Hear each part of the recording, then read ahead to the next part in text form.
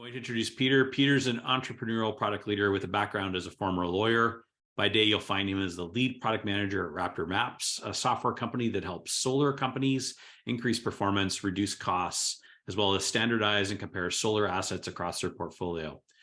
Peter and I first met here in Vancouver and connected around his passion for the planet and his efforts to build awareness around climate positive product management. And given we all live on this one planet, and that each of us have prioritization of product decisions that we make that can have long-term impacts and outcomes, we felt this would be a compelling topic for one of our events. And I can think of no one better than Peter to get us started here. So with that, I'm going to pass over to Peter and we'll get going on today's session. Thank you, Scott. And thanks to you and Product Board and Product Makers for the platform to talk about this topic. So thank you so much, everyone, for joining. It warms my heart to see so many product folks passionate about this topic, this incredibly important topic. I'm going to talk for about 35 minutes or so and then leave time for questions. There is a lot of content in the presentation, so don't worry about trying to absorb it all first time. As Scott said, we will circulate the presentation, lots of hyperlinks in there for you to go and engage with some of this content more in your own time, which I hope you'll find the time to do. So a couple of introductions. Thanks, Scott, for introducing me. And so the goal for today is that you'll all be able to walk away and understand that you really can make a difference in the climate fight, no matter what products you work or don't work on. But more than that, given the footprint of digital products, that you have to make a difference.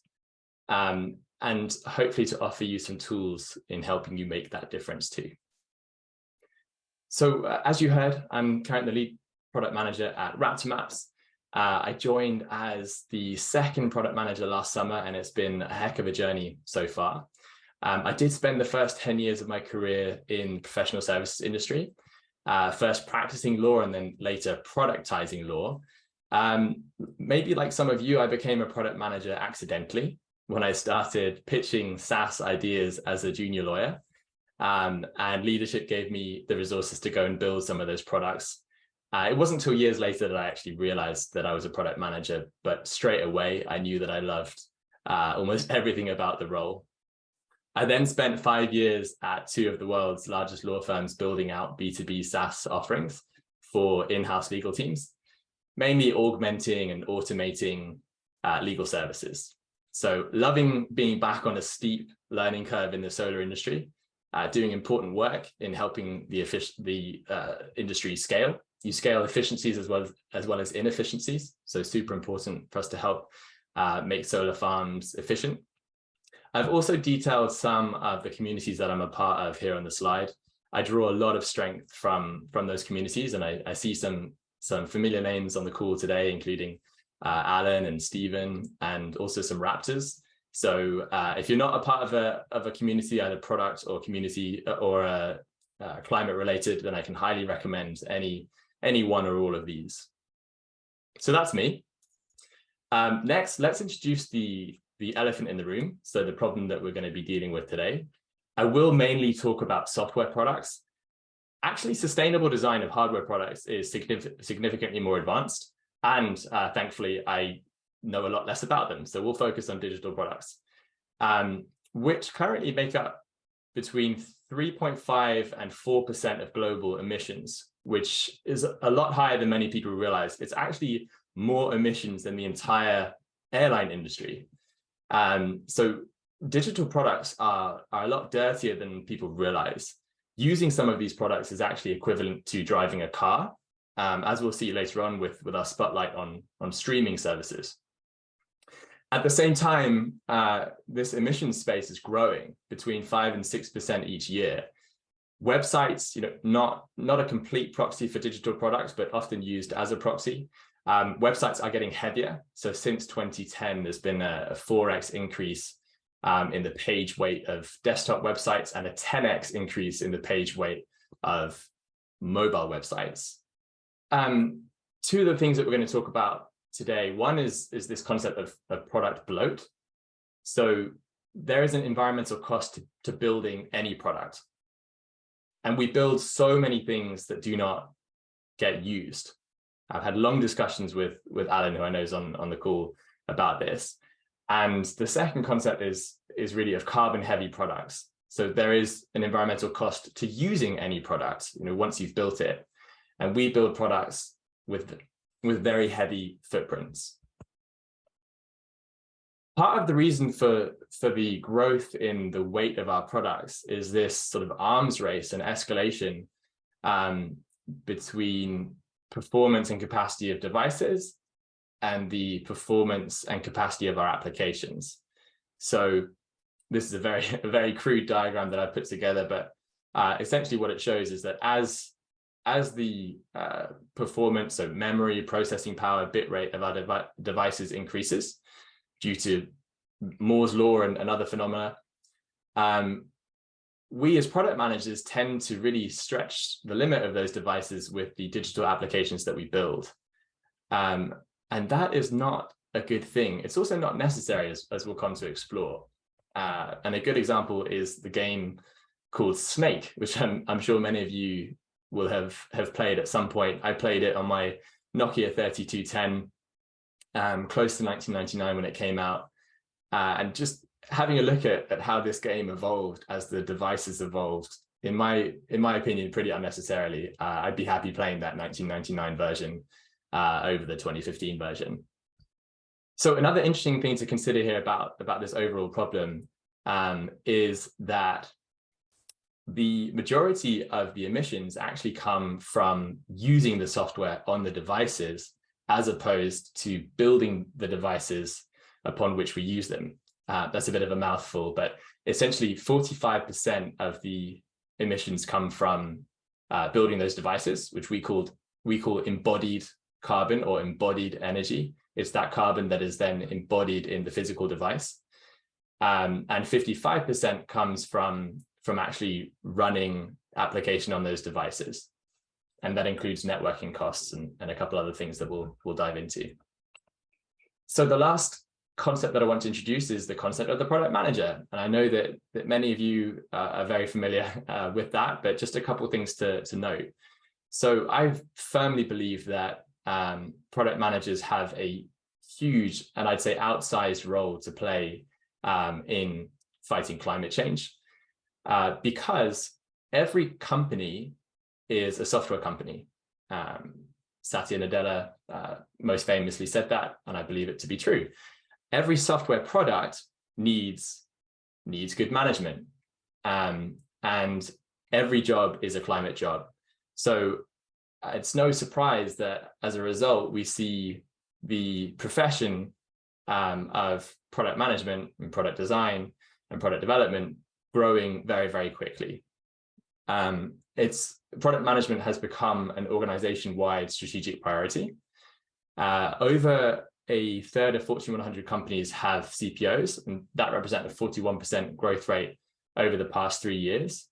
And also, interestingly, 34% more SaaS companies employed product-led growth, so PLG, in 2021 compared to 2020, which also hints at why the function is growing.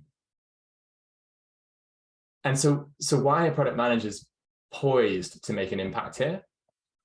And really, it comes down to the role that we play. And I've attempted to distill the role of the product manager into a problem statement. And it goes like this. So as a product manager, I need to continuously discover opportunities to drive value for our target audience so that I can balance technological, business, and design considerations in deciding which opportunities to pursue. And that's a pretty hefty problem statement. And as a result, product managers hold pretty high leverage roles with far-reaching spheres of influence. So what are those spheres of influence? I've bucketed 4 of them, and we're going to explore each of these 4 today. So the first is you get to have your say as a customer. So there are some tools and applications that we as product folks procure and buy, and we need to leverage our role there as a customer. Second, build things your customers will actually use. I cannot stress that enough. And avoid product bloat. The third is, and this is where we kind of get technical and look into sort of energy equations, is to lower the footprint of your products for example, by building energy efficient and carbon aware applications. And the final one, we won't spend too much time on today, but it's still important, and that is to leverage your stakeholders for support. Well, final thing to introduce is there's actually plenty of good news in this space. I mean, one of them is the fact that you're all here with me today, which is fantastic. The second is that, like, green products, climate positive product management makes really solid business sense, both in terms of top line revenue and bottom line revenue, so bottom line costs. So top line revenue, customers more and more are demanding visibly greener products. Also, energy efficient design results in better performance and simpler UX, which ultimately makes for better products. And then in terms of the bottom line, as you make more energy efficient products, you lower the cost of running them. And so cost has long been used as a proxy for energy efficiency. We'll explore how that can be problematic, but nonetheless, it does explain how you can lower cost and how that can also help you argue the case for your stakeholders. Other things to note is that we have a growing pool of fantastic resources available to us. We'll have a look at some of those. There's also a growing body of teaching in the area. So I'm currently on the Product for Net Zero course. I'm actually playing hooky and skipping my last class in order to give this talk, but I think I'll be forgiven. And then more general courses like Terra.do. Also, the community impetus is really strong. So some of those communities that I mentioned, I'm a member of. They all have Slack channels discussing this topic, and I've learned a lot from those. And then finally, derived benefits. So as we make progress in other areas of the climate fight, particularly the energy transition, we will derive benefits from that within product design and management. So no doubt you're all familiar with this diagram or one similar to it. So the scopes of emissions. Scope 1, just a quick recap. Scope 1, those emissions that you directly contribute to through company-owned and controlled resources. Scope 2, these are the indirect emissions from the generation of purchased energy.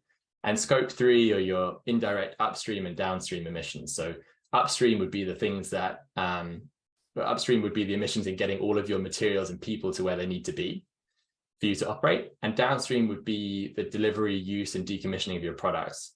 What's tricky with our world is that most software companies operate with infrastructure outsourced to the cloud.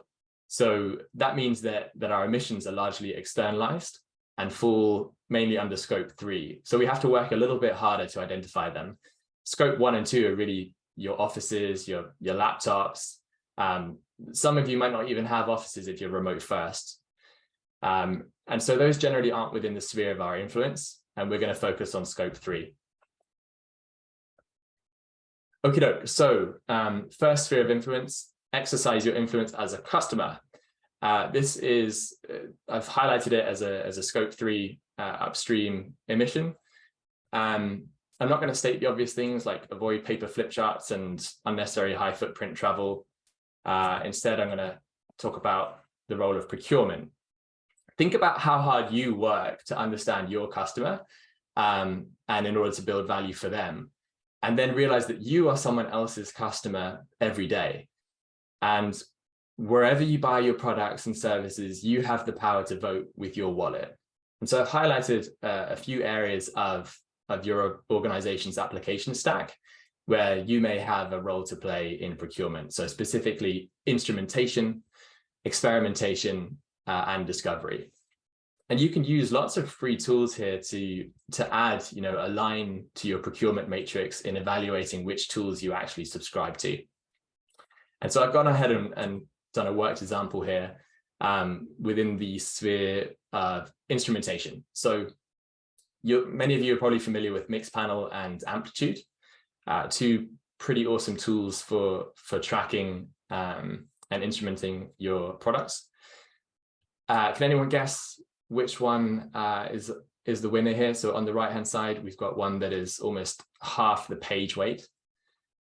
I'll give you a moment. Well, it's Amplitude. So Amplitude costs only around 10 grams per 100 page views in terms of emissions versus Mixpanel here, which is more at 25 grams per 100 page views.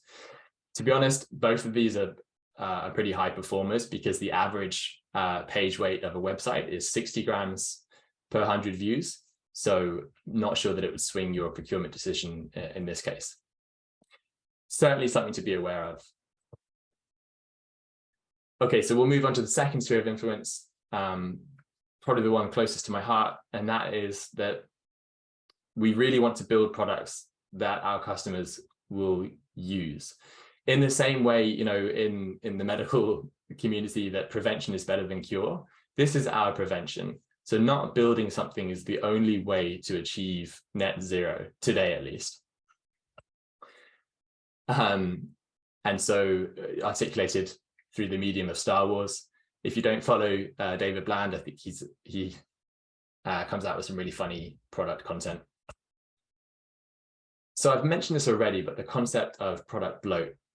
80% of features in the average software product are rarely or never used, according to a 2019 Pendo research. That costs companies around 29.5 billion in development that's wasted.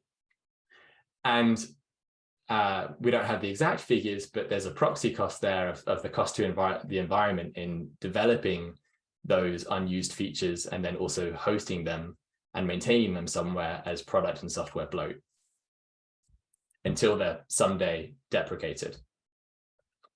So this concept of product bloat hits emissions in two places. One is in scope 2 in terms of the effort and energy required to build them. And then 2 is in scope 3 in terms of the downstream distribution, delivery, and maintenance of those features. I love this quote by Chris Gale. So the value is in what gets used, not what gets built. And it's our responsibility to balance the well-known 5 risks articulated by Marty Kagan there. Often you hear 4 risks and not 5, and I think it depends, you know, on the audience that Marty's dealing with. But often the ethical lens here, the 5th risk, will get left off, but I think it's super important. We're going to dial in on 2 of these. So the risk that your users find your product valuable and usable. What this really means is, you know, we're looking at discovery for the win. The value that you get in terms of payoff for the climate from doubling down on discovery is huge. And I think we need to reframe some of our concepts around discovery, for example, build, measure, learn, in order to give more space to discovering value and usability for our customers. Again, because prevention is better than cure. And it's near impossible to build products that have a net zero impact on the environment today. A lovely example, one of my favorites here is the lengths that IDEO goes to in order to discover value and usability, often with very low carbon impact, like designing this Elmo app. All they used was this printout of a phone frame, and then they acted out various scenes throughout their design process. So moving on to how we actually build the products that we decide our users will find valuable and lower the footprint of those products. Now, in terms of a scope perspective, we're in downstream scope 3. So this is the use of your products and the distribution and networking costs of your products as well.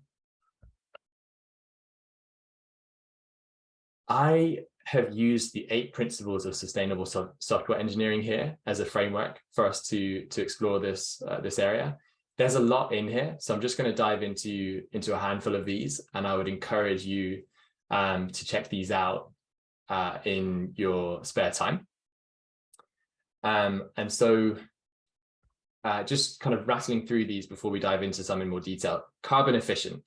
All product development results in emissions.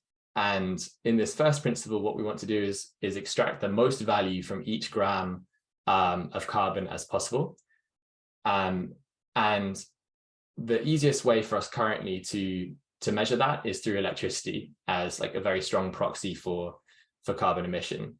So essentially use as little electricity as possible. And that has some really important design considerations in particular. Third principle, just a heads up, I have reshuffled these principles, so don't be shocked when you go to the website and see a different order. Third here, carbon intensity. So the key concept here is that not all electricity is created equal. The supply and demand of electricity across our grids globally oscillates. And when a grid has very little supply and high demand, you can refer to those grids as maxed out. And what happens is that they start to draw energy from less renewable sources, so typically referred to as marginal power plants. Those marginal power plants are typically fossil fueled, not renewable, because it's important for them to be able to turn the taps on or off with more freedom than renewable energy like solar or wind can currently provide. We hope to see that change in the future with more battery storage so that you can turn renewable energy on or off. But for the moment, marginal power plants on maxed out grids are mainly fossil fueled. So a sort of sub-concept here is demand shifting. And that's when you send workloads to grids that have spare capacity. And so you're increasing the likelihood that the energy for your product is coming from renewable sources. Next principle here, demand shaping. It's linked to demand shifting.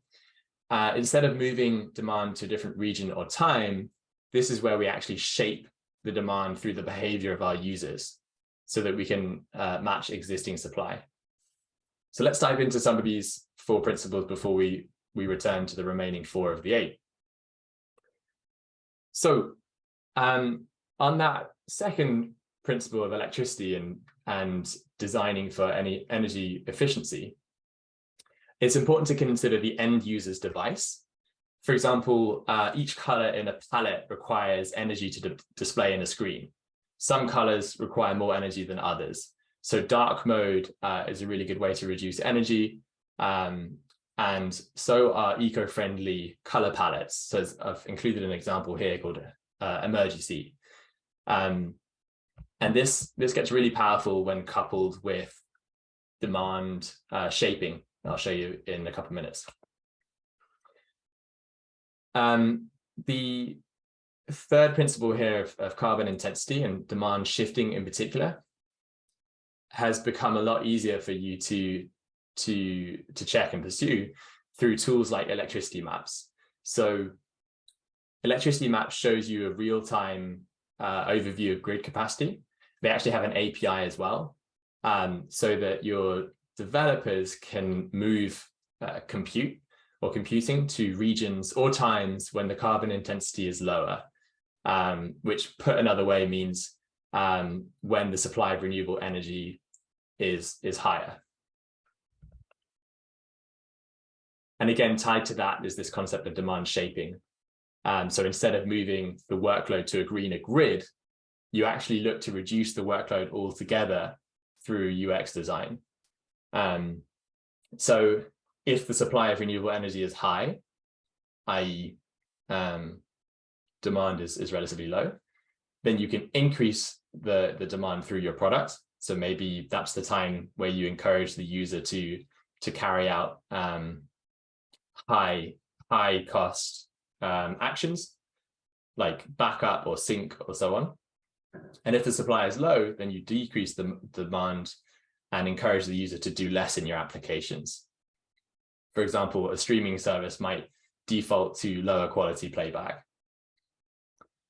I actually think demand shaping can be more than this. You often hear it articulated as sort of responding to current demands, but I think we can do more and shape behavior of our users regardless of the current demand in the grid. What this should result in is really carbon-aware products and powerful defaults, including eco mode. So making the user aware of the behaviors that your app encourages in favor of the environment. And I've set out a couple of examples here. So on the left-hand side, you've got two real examples, and on the right, you've got one that I've kind of mocked up. So bottom left, you've probably spotted this when you're booking flights on Google, that Google starts telling you which flights have a lower impact. And top left is a Chrome extension that was built by a couple of students and unfortunately discontinued, but I loved it. It told you the carbon impact of products that you bought through Amazon. In the middle, you've got the alert from Google when your drive storage is near capacity. And you see that the call to action there is to buy more storage. What if instead they told you how much carbon your current storage was using up, and the call to action was something that that could reduce those emissions, like, for example, clear data? I think that's a powerful example of how we could actually shape behavior for the benefit of the planet. I mentioned that when you couple design with demand shaping, it can be super powerful. Here you've got a low palette design paired with demand shaping, because this website, so Branch Magazine, part of climateaction.tech, will check the capacity of the user's grid and then switch the color palette depending on the grid. It might not make a massive difference in terms of carbon emissions, but it actually has a very positive educational benefit as well. So that sort of orange color there is one of the lowest cost colors for our devices. I think what's important about that as well is that by using a default, you put the onus on the user to select a less climate-friendly option. And we as humans don't do very well with defaults, or rather we do very well with defaults because we don't change them. A great book on this is a book called Nudge by Richard Thaler, that really changed the way that I think. And Richard Thaler said that the choice architect has the responsibility for organizing the context in which people make decisions. People have a strong tendency to go along with the status quo or default option. Lots of great studies in that book, including how few folks actually change the portfolio mix of their pensions, as an example, and using default status of pensions for good to encourage people to save. So we can use defaults in our products like eco mode and dark mode to encourage greener behavior.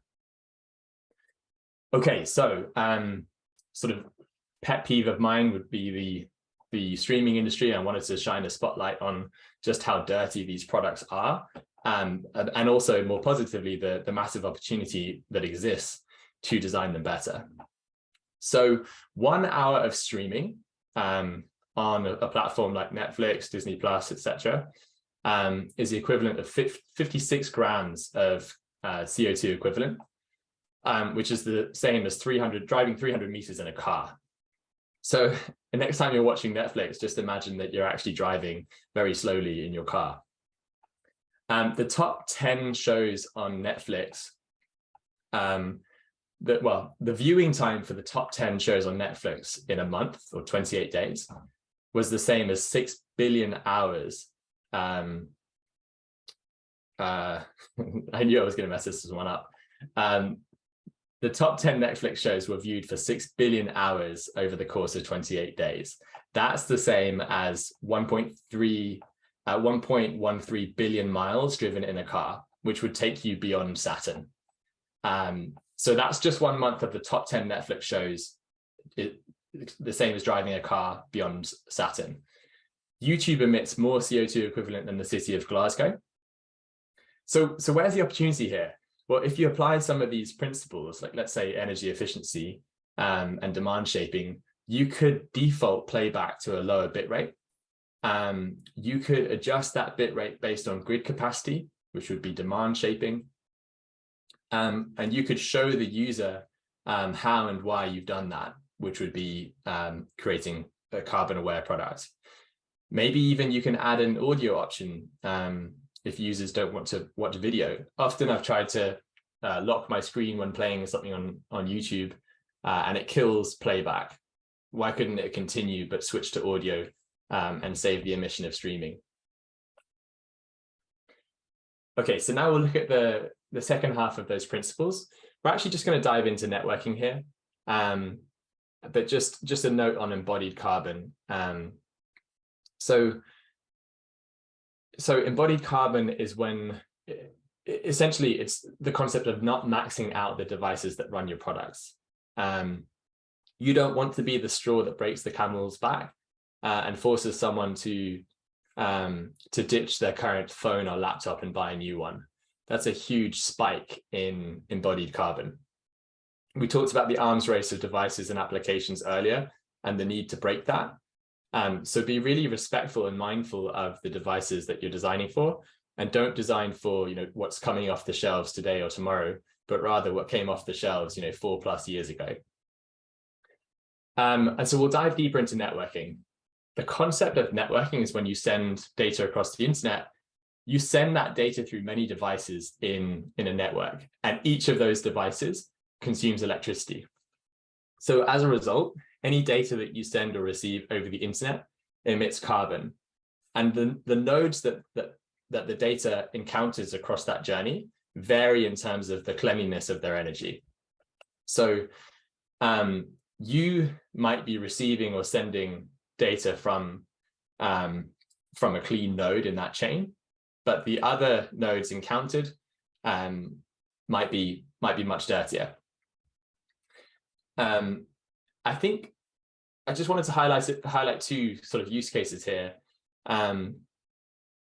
One of them is very much moving in the wrong direction. So not to pick on Spotify, but maybe you might have noticed recently that they started adding music videos and GIFs to audio.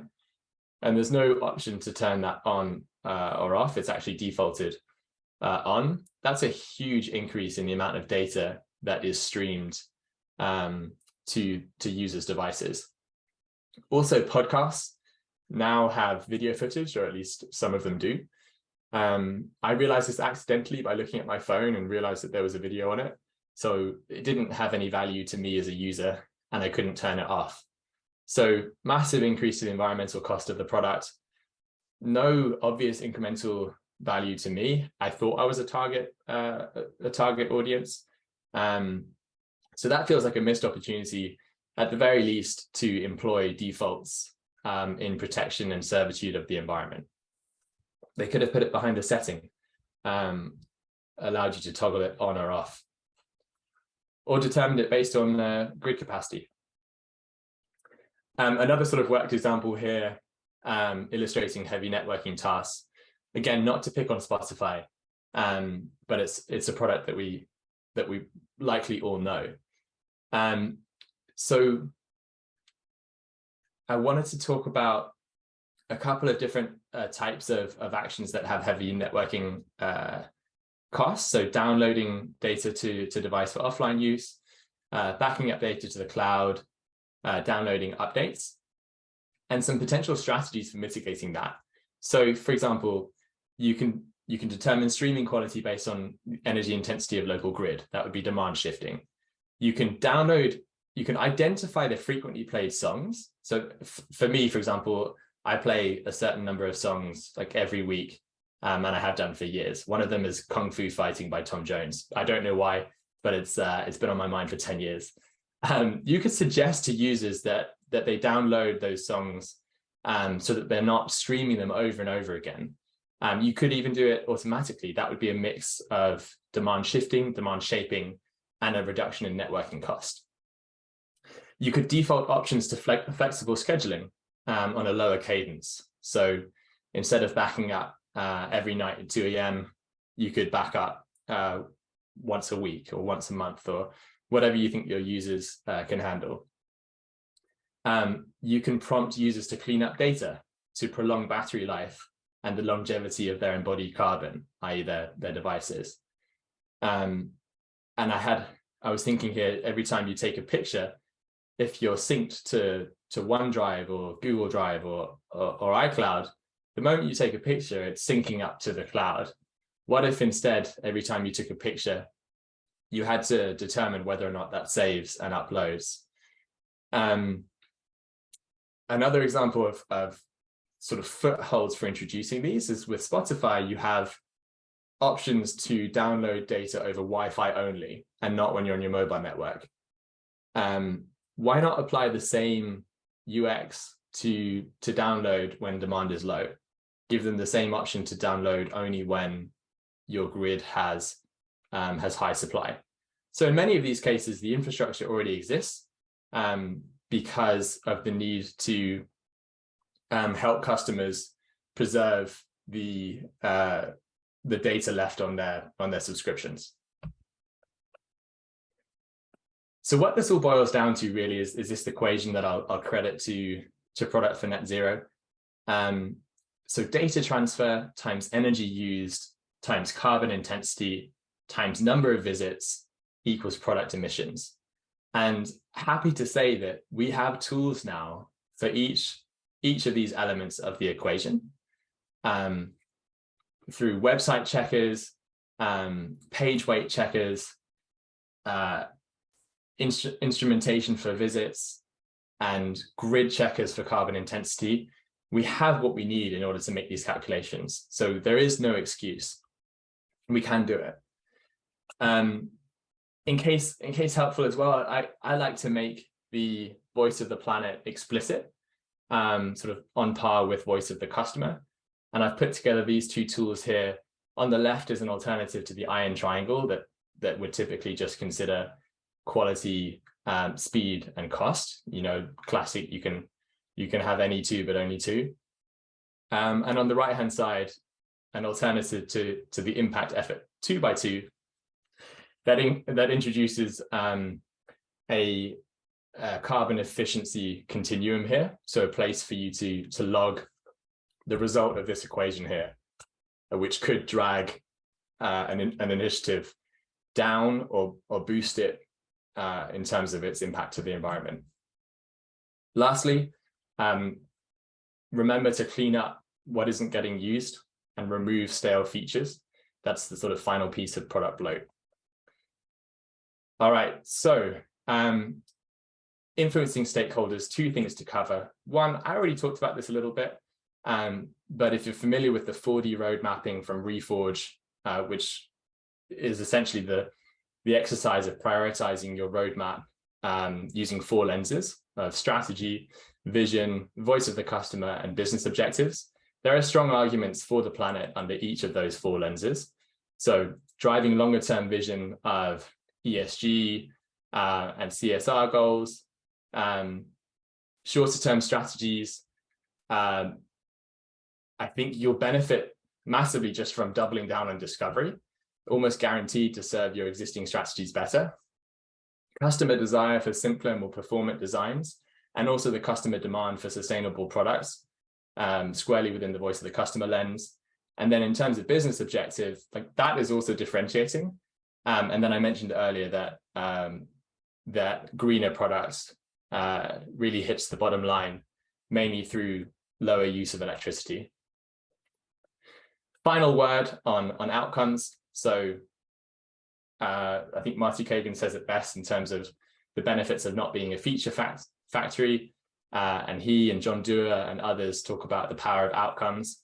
If you do the hard work during planning cycles to come up with meaningful and measurable outcomes, I think you give yourself more flexibility as a product team to determine the means and methods of delivering on those outcomes.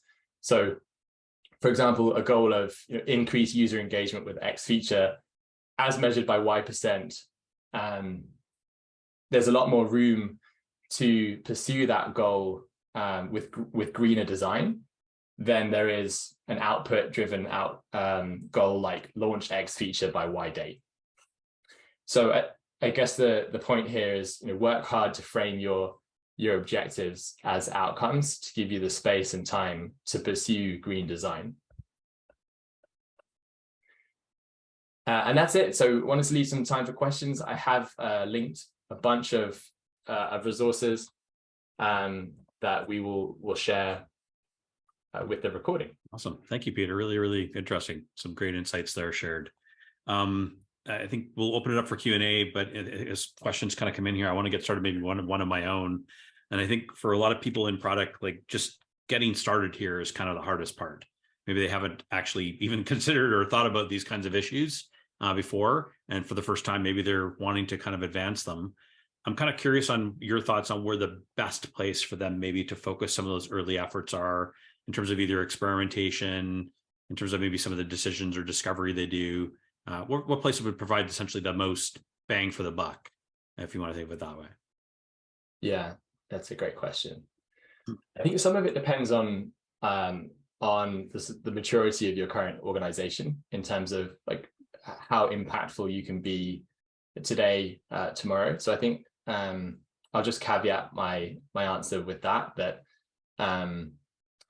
I think this is something that is hopefully going to stay with us for the rest of our careers. So I would say tap into the community, join whatever it is, like local or international Slack channel, and start to meet folks and discuss this, so that you can build longevity for the rest of your career here.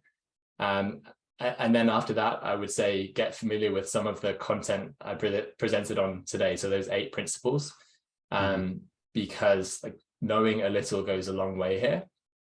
And I think it's very difficult for you to, from one moment to the next, start socializing these concepts in a prioritization setting. So it's an entire career's pursuit. So get into it gently, I would say. That's great. That's great. A question here from Jay. What's the best way to combat the market demand for carbon heavy digital products? For example, finance says that the best investment is maybe the highest NPV IRR to be made, but the CO2 footprint is much worse than the next best project. Yeah, I would say a couple of things. So I would challenge that. Like I would challenge the market demand for carbon heavy digital products. And that's going to come down to your particular product and use case. But again, doubling down on discovery to challenge whether that really is the case. And I think for some things like, crypto mining and general AI, it's hard to deliver those products without a huge footprint. So I would double down on the ethical lens, that fifth risk of should you build it as well, and engage your stakeholders on that topic and get close to your customers, understand like how powerful a counterpoint is their awareness and desire for greener outcomes. But it's a broad question, so I'm giving you a broad answer, but I would challenge that. Okay, cool. Question here from Duncan. Do you have examples of products beyond the website you shared that surface their carbon usage based on the user's current settings? I think that is it's a really nice example, that one. Not currently, but if you find one, Duncan, let me know. No, fair enough. That's good. Question from Jacob. A lot of this sounds like it could blend well with being a responsible user of resources. Do you have any recommendations on how to make this a priority in a world where roadmap building and backlog grooming is always focused on features and revenue generation? That's the point on product bloat, right? And so I think Alan's addressed this as well in the Q&A there. And that's moving back from build, measure, learn to to measure, learn, build. I think something that a book that everyone on our team reads when they join is Continuous Discovery Habits by Teresa Torres, which is a great guide to doing discovery better, and giving equal weight to discovery, development, and go to market. Yeah, so definitely, I guess maybe the reaction to that is a lot of that change can happen essentially by actually focusing on the right things, the right tasks, the right activities. Again, back to your earlier points of reducing the bloat and, overemphasizing essentially maybe the discovery to make that decision ultimately of whether this is even actually needed in the first place. Exactly, because when Jacob says, being a responsible user of resources, we're talking about scope 2 there, and using the energy of the day-to-day in the best way possible. I think the test of that is, have you built something that your customers actually value and will use? Yeah, that's great. Another question here from Duncan. Are there any publicly available case studies that you're aware of maybe that speak to the customer's willingness to adopt eco-friendly settings, even when that negatively affects UX? Yeah, I think a good example is the website Design. I think the design website that its users called out for having a very high page weight. And I think Apple's going to get some criticism for this as well. Apple's iPhone Max Pro, I'm not an iPhone user, so I forget, but the weight of that page is 56 megabytes, which is just incredible. And so the design community encouraged the website to drastically reduce page weight. I know it's a website, not like a digital product, but that came with an acceptance that it was a much less flashy website at the end of that process. But I think, we could see a lot more of that customer activism. But I think that customer activism is unlocked through carbon awareness. So like let users know how much carbon they themselves are choosing to emit by using your product. And then by making them aware, I think you give yourself license to change the UX, even if it's degraded, but bring them along with that, with you in that journey. I guess another comment here, question, in case of dark mode, light mode, using dark mode for long-term can also have an impact on vision. And you might need to visit, I guess, a doctor because of that. And overall that can add to essentially more carbon compared to using light mode. Any thoughts there just on, I guess, maybe balancing the decisions on that side? Yeah, I mean, step one is to have a dark mode. So, when you hit 6 p.m. and the sun goes down, you can switch to dark mode and save yourself from blue light, which impacts sleep for those shoulder periods in the day. And then even without using dark mode, there are color palettes that are more eco-friendly. So it's not like dark mode or bust. Yeah. And maybe similarly coming off that question here is one of really like sort of research data. Is there any like research data available around the impact of choosing that dark mode approach over light mode? Maybe desktop delivery or app? Yes, there is some really good research that I've actually linked in the slide deck. Do you have any good tools to help determine scope 3 emissions of digital tools? Scope 3 is pretty broad. So some of the website checkers, the electricity maps for the grid checker, the page weight checker, I bucket those all as scope 3. If there's a specific kind of action or compute or workload that you're looking to test and you can't find a tool for it, I'd be really interested to know. So it sounds like not a single kind of source tool that people can go to get all these answers. It's going to be a little bit of accumulation of various tools to form an opinion or an understanding of potential impacts on that side. And I think that's why we're likely to see more services in this area, because you do have to do some heavy lifting to understand the inputs for that equation that I shared. And so you're seeing like AWS, for example, provides some consulting services around understanding the current footprint of your product. And I would not be surprised if you started seeing more tertiary services helping us understand that. Yeah, and I know you talked earlier about the impact, a little bit of digital tech products on a carbon footprint, but like where does it sit maybe in relation to mining, electricity, construction, and other kind of verticals on that side? Yeah, so I mean, 4%, 3.5 to 4% of global emissions come from digital. So that's bigger than the airline industry.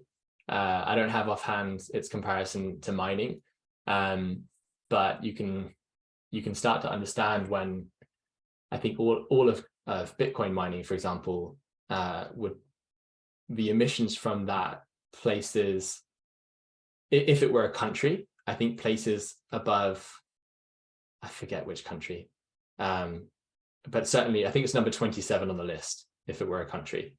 Yeah. Which is huge. And YouTube, the emissions from YouTube exceed that of Glasgow. So we're talking a huge footprint here. Yeah, and I think even just as you mentioned, just even comparing it to the simple task of flying in airlines is an interesting lens in itself. I think we often don't think about our own footprint as being that significant on that end. Yeah, imagine next time you watch Netflix, imagine that you're sitting in your car, because it can be equivalent. Yeah, definitely. Awesome. Well, thank you, Peter. I really, really appreciate it. I think we'll jump over to kind of close things out for the day. We have shared a link within the chat for our post-event survey. We'd certainly love to get your feedback on this, and I know Peter would as well, as he continue to kind of better his presentation and his material that he's got on this side. So do take a moment. You could also win one of our monthly prizes, essentially, that we do on that side. Encourage you to continue the conversation on this. As Peter mentioned, not only in our community, you can certainly create a post and create a comment, but within other communities that you might be part of within the wider product scope. There's definitely lots of opportunities for us to raise awareness of this topic, talk a little bit more about it, and have more encouraged conversations amongst ourselves on this side. We've got lots of community events coming up on our end. Next week, we'll be speaking with Marcus Kastenfors around the topic of discovery, maybe some great tips that you can take away there to help reduce your carbon footprint. And the week following, we'll be doing our Product Makers Summit and lots of other events as well coming. You can check out our full events calendar on our website. As I mentioned, the Product Makers Summit happening in a couple of weeks' time. We've got a great lineup of different speakers on that side. Encourage you to definitely sign up and attend that. It'd be a great opportunity to learn how different product organizations are mastering their impact and building better products. And if you do want to speak, much like Peter, and get involved here, you got something to share on the topic of product, feel free to get in touch with us. You can find out about how to speak by searching for the word speak within our community. And with that, thank you everybody for joining us again. And thank you, Peter, for taking the time to share your knowledge and experiences today. Thanks, Scott. Thanks to everyone who joined and for the questions as well. No problem. Thank you again. Take care.